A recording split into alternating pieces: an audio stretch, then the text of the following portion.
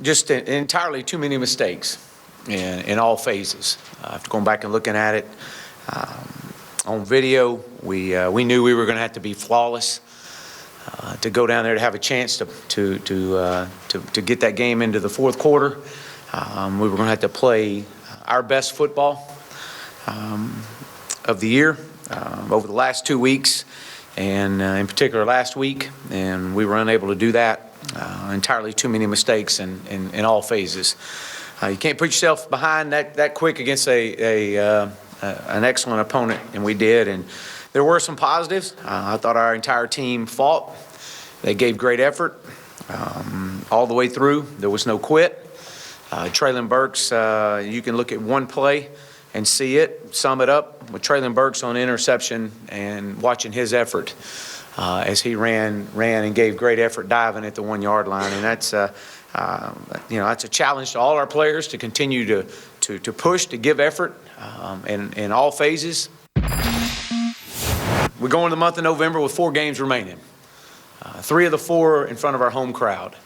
And, our guys were back in here last night and ready to go. To get back at home this week, our focus is just getting this football team better through the month of November and ready to play Mississippi State this Saturday. Mississippi State comes in as a team that's much better than their record. They've lost their last 4 games, but they got one of the best running attacks in the SEC. They got the league's leading rusher and a quarterback that's extremely mobile. First of all, we're going to win this football game this week, and whoever we feel like is the best opportunity for us to win that game is first and foremost who we're going with. I don't know that right now at this point, but I do know that all options are on the table, and we would love to have an opportunity to get some more of our younger guys in at times, but we're going to win a football game, and that's our approach. Well, each and every week is important to play well and get a win, and that's what we go after every week. And so this week is no different than that. This week is an opportunity to come back home, entering the month of November with an opportunity to change the dynamics of this program 1 week at a time, and just us focusing on getting better. And that is truly our concern and our focus right now is getting this football team better for Mississippi State for this Saturday. Obviously disappointed with the outcome of the game. Thought we had a solid week of practice. Thought the kids played hard, but didn't perform well enough against a quality SEC opponent to win the game. To me, it goes back to the performance indicators that we talk about all the time. From an explosive play standpoint, it was a push. We had 12, 6 run, 6 pass. And they had 12, 6 run, 6 pass, so that was even. The biggest thing in the game to me was the turnover margin. We gave it away 3 times and didn't get any, so we were -3 in the turnover battle. -6 the last 2 weeks, and I think -7 over the last 3. So it's going to be very tough to win a lot of games when you're turning it over and not creating very many turnovers. From a student athlete of the week, Brandon Cunningham and then Fred Peters were chosen this week. From an injury standpoint, I'm just going to go with the questionable guys and out guys, not the probables. On offense, Stuart Reese, questionable with a lower body. On defense, Mo Smitherman, who I told you was out for the season, had his surgery this morning with a lower body. Fletcher Adams will be out for the remainder of the season. He had surgery this morning with a lower body.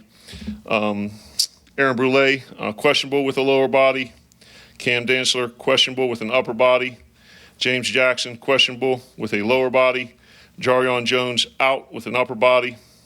C.J. Morgan, questionable with an upper body.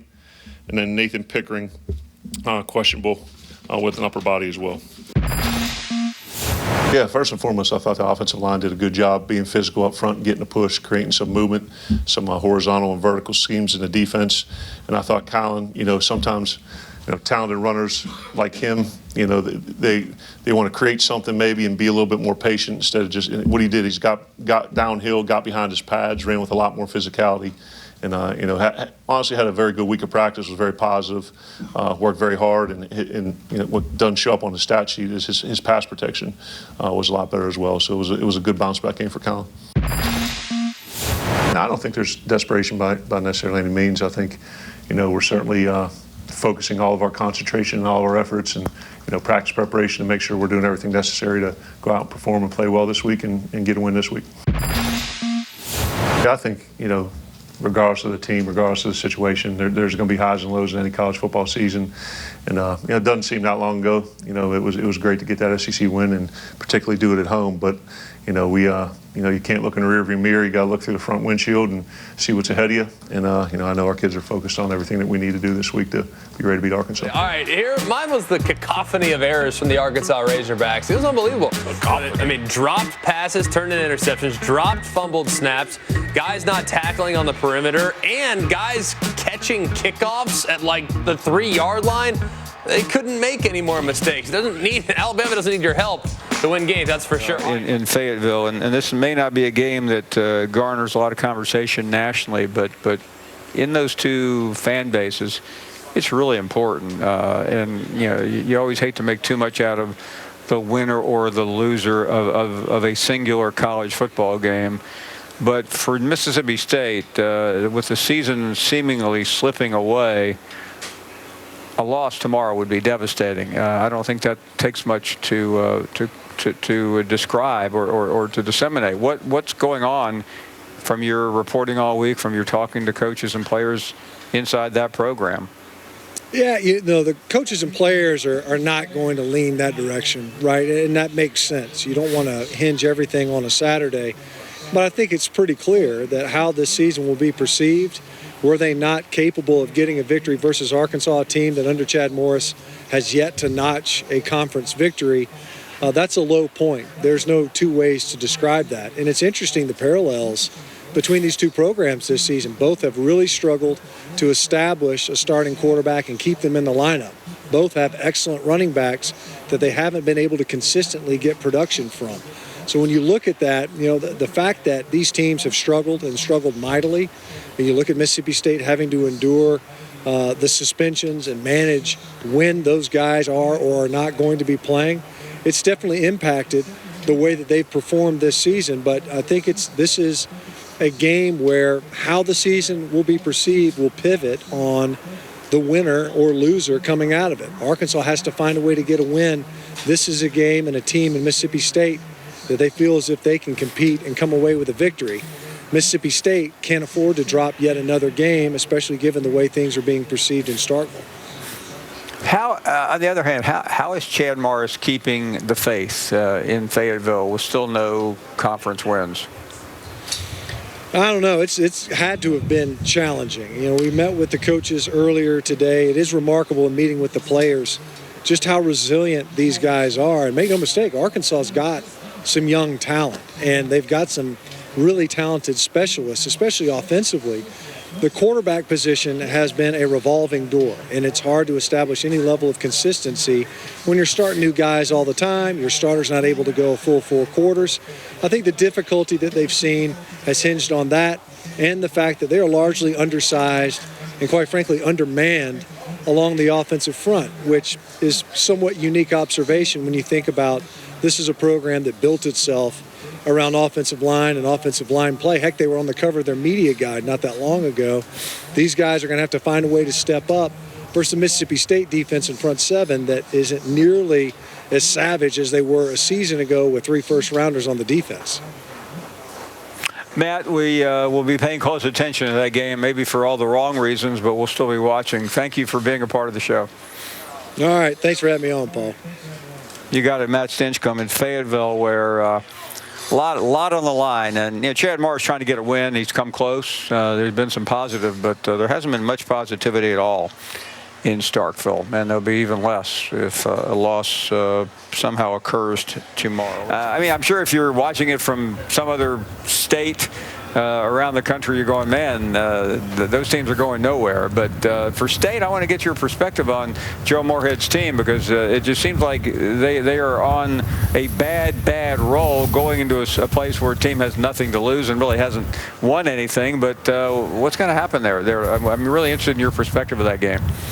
Yeah, I think this game here is a battle of perception. Look, I think individually both these coaches and Chad Morris and Joe Moorhead both have an opportunity to build something here. I think they're good coaches, but if you lose this game, you're going to lose perception outside the program. You're going to lose the faith of the fan base, and it's going to go downhill in a hurry. So if you're Joe Moorhead, you're coaching for your job, really, in a perception standpoint. In this day and age, perception wins everything. It doesn't matter if you're a good coach, if you've done it before, or if you just don't have, the personnel that you maybe like to run the offense that you really want to put in, as Joe Moorhead doesn't have. Garrett Schrader is a good quarterback. He's not what Joe Moorhead needs for his offense, but it won't matter. If you lose this football game, I think you've lost perception outside the program, and I think it's going to be really hard for either coach to win that back. So if you're Joe Moorhead, this is a must win. I think this is as big of a must win as I've seen in a while. Yeah, and I ask you that, and I agree with everything you said. Now, as athletic director 2 weeks ago, now that was also 2 losses ago, sat right here next to me in Starkville and told me how he liked the direction of the program. I don't know if he still does. A couple of streaks that need to be snapped for the home team, the Razorbacks. They've now run their SEC losing streak to 16 games. Well, they host Mississippi State, who's lost 4 straight games this season. Much of the focus in the Hogs will be on the QB position. Alyssa Lang addresses that with head coach Chad Morris. Coach, we've seen you guys play a couple different quarterbacks over the last couple of weeks. What will be your plan at that position for tomorrow? Well, our plan is to go with Ben. He's healthy. He wasn't healthy last week, but opportunity to have him back fully healthy, ready to go.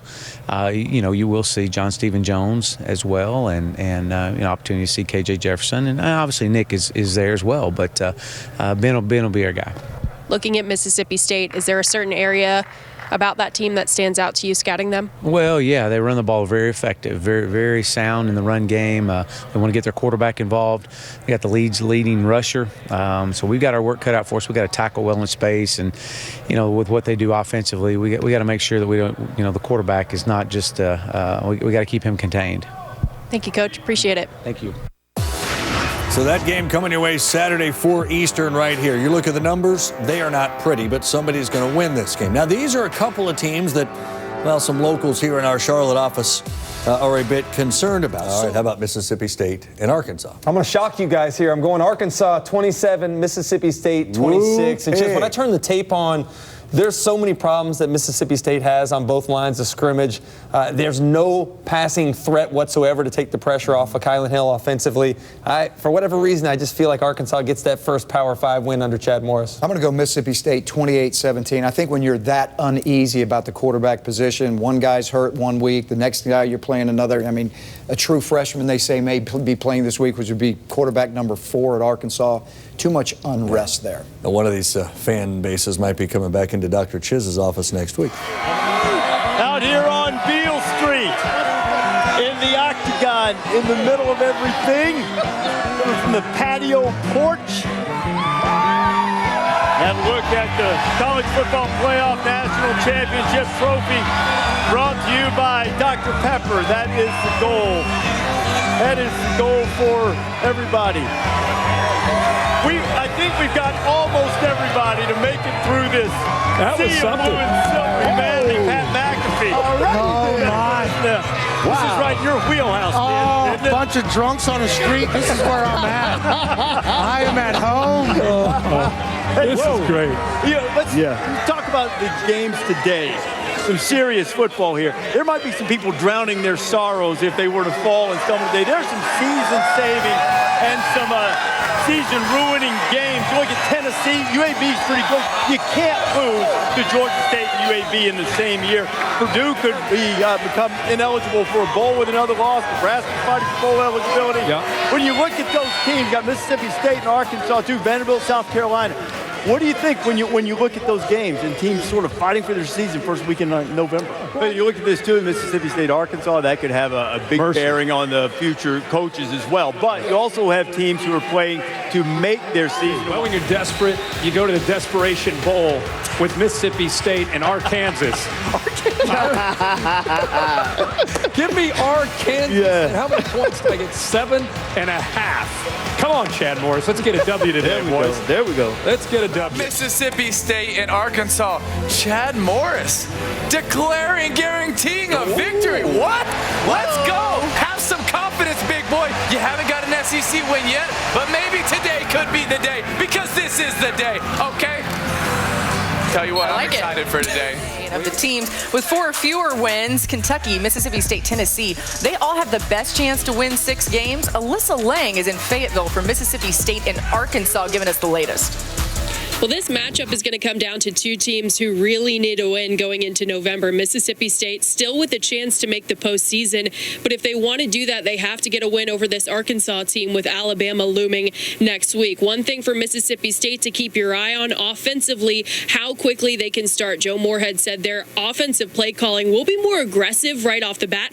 On the other side of the ball, Arkansas has been playing that quarterback shuffle all season between Nick Starkel, Ben Hicks, the new quarterback John Stephen Jones we saw last week, and we may even see an appearance by KJ Jefferson in this game, but it'll be Ben Hicks who gets the start for the Razorbacks. Laura, back to you.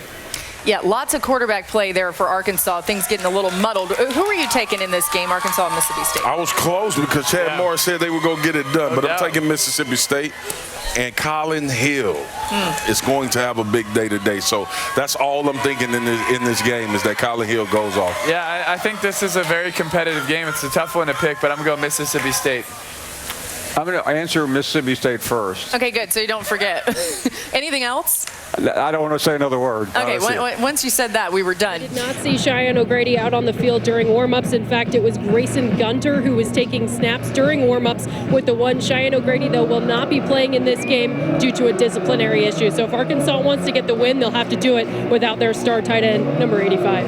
Yeah, and Hudson Henry, Hunter's little brother, Alyssa, the true freshman, we might see him make his collegiate debut. There's 4 or 5 Razorbacks that you've never seen play before that might be on Frank Broyles Field. Arkansas did win the toss, but they have deferred. So Mississippi State and Tani Stevens will get the football first. State's won 6 of the last 7 in this series. It's the 30th meeting. They've played every year since 1992. Razorbacks lead the series 16-12-1.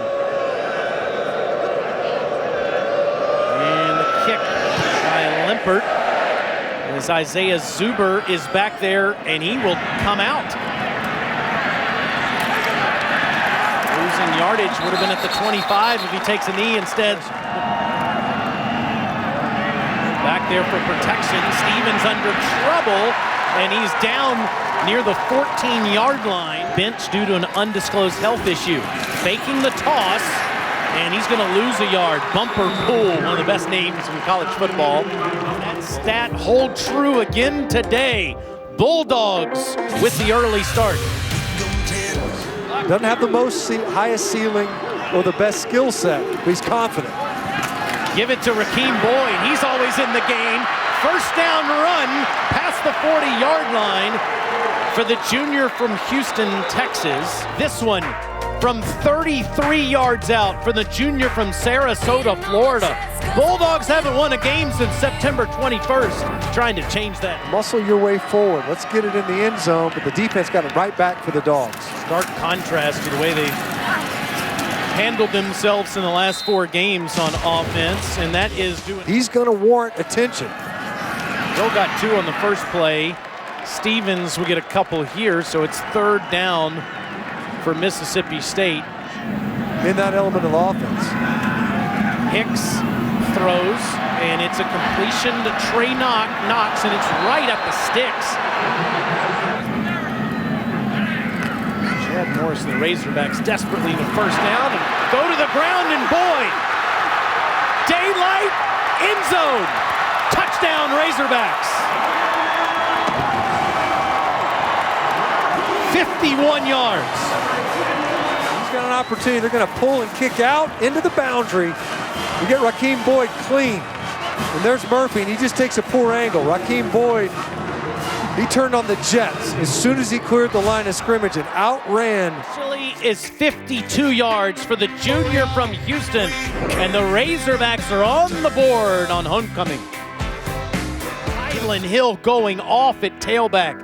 142 yards rushing and 2 touchdowns. It's the first half. Out there, 2 of 6 passing for 17 yards. Here comes his 7th attempt, and it's a good one. Outside the 40 rather. as it's caught by Grayson Gunner. Sam Lloyd a punt. Malik Deer calling for the fair catch. And he drops it. And the Razorbacks look like they're on it. 11 of 14, made a 54-yarder against Colorado State. He's got 2 on the play clock, though. Gets it off and draws it in. 24-10, our new score.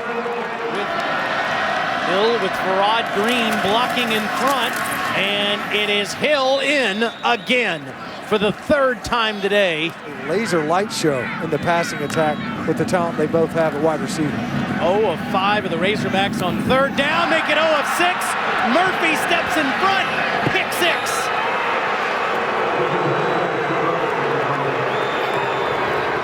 I think that we would see John Stephen Jones come out and play some. Played the entire second half rather, last week as Burks stays on his feet almost to the 40-yard line. The redshirt freshman from Dallas, who was 6 of 7 for 85 yards and a touchdown, and listen to the crowd.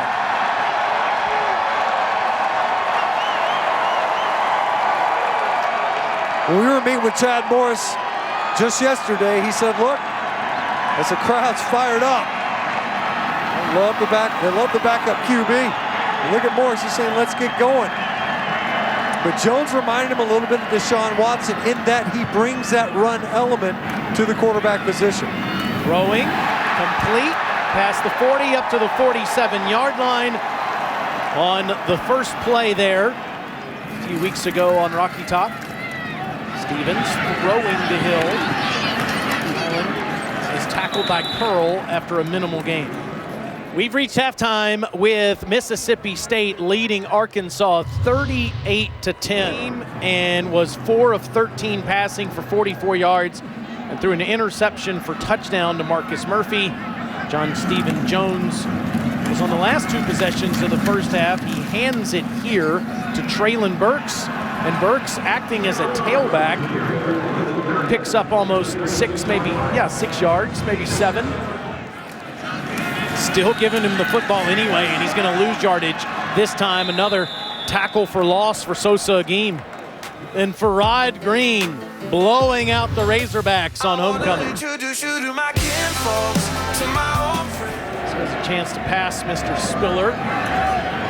Plenty of time left. Burks, look at this, tripped up out at the 40-yard line. They were among the best in the country last year. Steven showing off his legs and rifling one to the sideline. Good throw to midfield. Acting like he's confused, and the trick play works. Rakeem Boyd moves the sticks. 3rd and 3.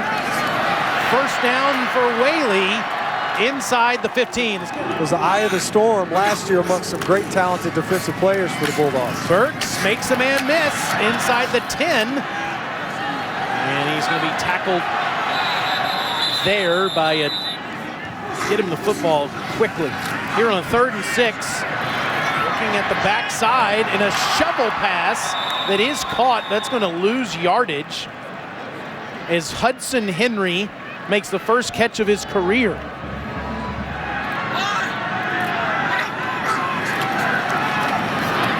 Stephen to the end zone, got it!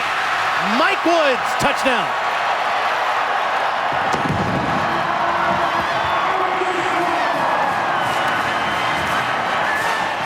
Another quarterback in for Arkansas, but the young man, John Stephen Jones, finding Mike Woods in the corner, and the Hogs are on the board.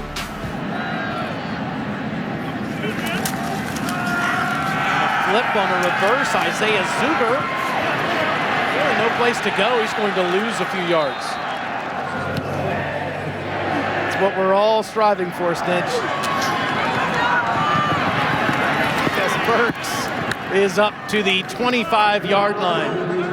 Well, maybe John Stephen Jones becomes the bright spot at quarterback. We've had all the shuffling this year with Starkel and Hicks and Starkville and Hicks.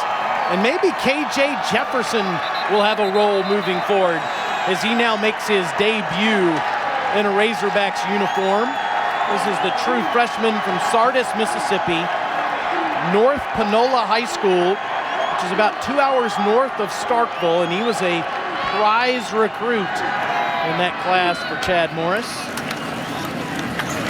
He keeps it himself, taking off and taking on Murphy, and runs all the way up past the 45-yard line. Listen to this crowd come alive.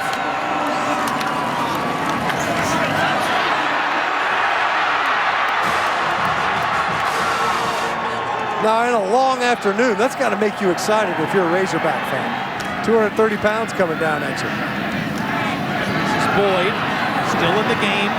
Inside the 45, inside the 40. The Razorbacks offense starting to come to life. KJ Jefferson brings that as well. We've seen 4 Razorbacks make their debut today. Jefferson's first throw is somehow caught by Burks.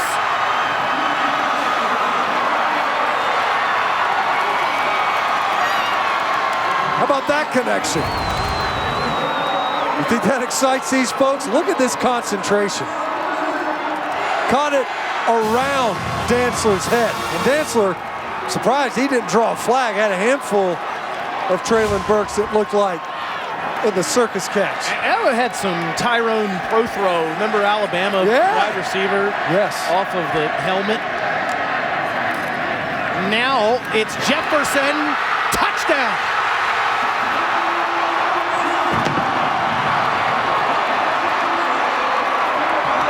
Simply put, you can't make a better debut than that one.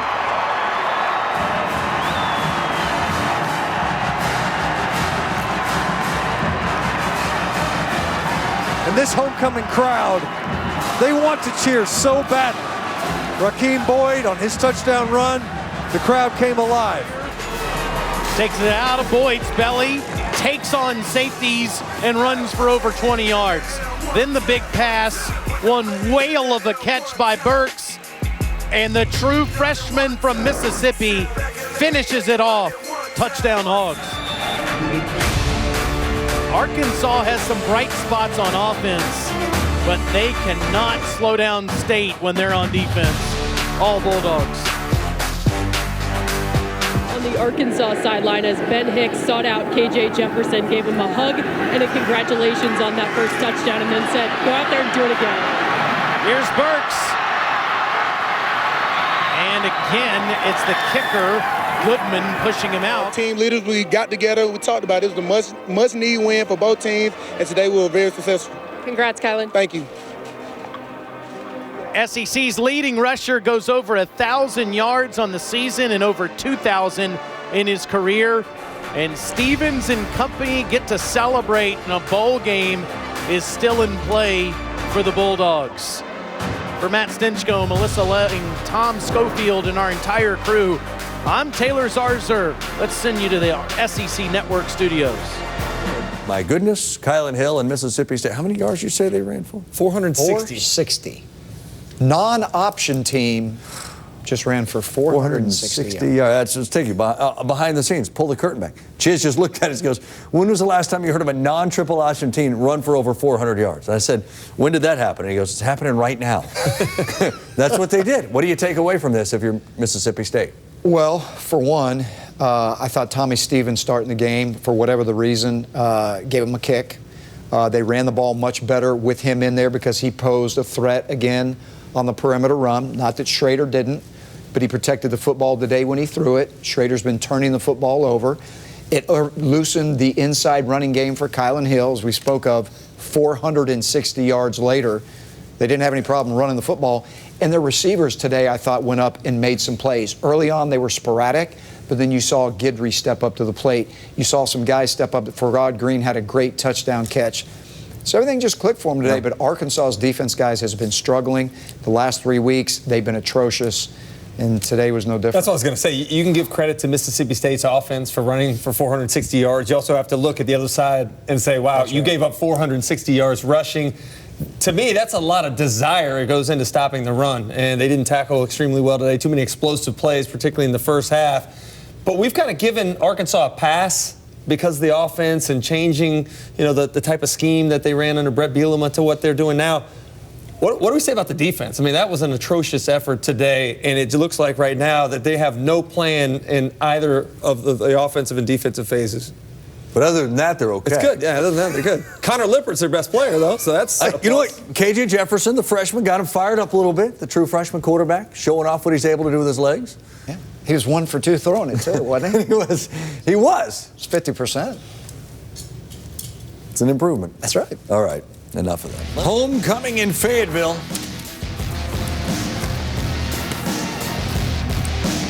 Mississippi State had a little something. Tommy Stevens, kind of a last-second start. Undisclosed Garrett Schrader injury. Well, you knew Kylan Hill was going to start. Arkansas just day in Fayetteville. Yeah, this guy does it all, right? He's a power runner. He's a speed runner. He's got great vision. He catches the ball out of the backfield. Pretty good short yardage runner, too. Yeah. He's shifty. He's tough. He's hard to bring down. He'll run through people. 17 zip before Arkansas could catch their breath. And then Rakeem Boyd, 52 yards for the touchdown. Arkansas makes it a 10-point deficit. In a season that's been rough for Arkansas, he's been the bright spot. Came in as the 3rd leading rusher in the conference. And then Hill again. Hill knocked out of bounds at the 31, but a 37-yard gain. Later in the drive at the 2. What'd you say about him being a short yardage guy as well? Yep, red zone guy. Get in. Power. That's power running right there, Dar. He can run through you or around you. 24-7. Now 24-10, under 5 minutes to go. First half still. Hill takes the handoff, fakes the pitch, and here you go. My favorite run of the day. Looking for the stiff arm, but I'm too fast to even get a hand on the defender. You sure he didn't just wave at him? That might have been more like it. Down to the 26 after a gain of 58. Later, goal line opportunity. Who? You better let him finish. 3rd touchdown of the game. Hill went 21 carries, 234 yards, and 3 touchdowns. Unreal performance for the SEC's leading rusher, 31-10. Ben Hicks picked by Marcus Murphy. All this before halftime. It was a miserable day for the Razorbacks. Miserable. What did you think about the way Kylan Hill played today? No, he played a great game. Building off a strong performance last week against Texas A&M. We challenged our guys to win a line of scrimmage and win a turnover battle. We did both of those, and I thought Kylan ran with a bunch of physicality today. Last-minute quarterback change. How do you evaluate Tommy's performance? Tommy did good. We kind of, asked him to, kind of protect the ball, make good decisions in the run game, and then be effective in the pass game and efficient. You were all over it today. What went into this game for you? Basically, Coach just told me to do what I always do. Run confident. Don't be decisive. Just do what I always do and be real confident. And that's what I did today.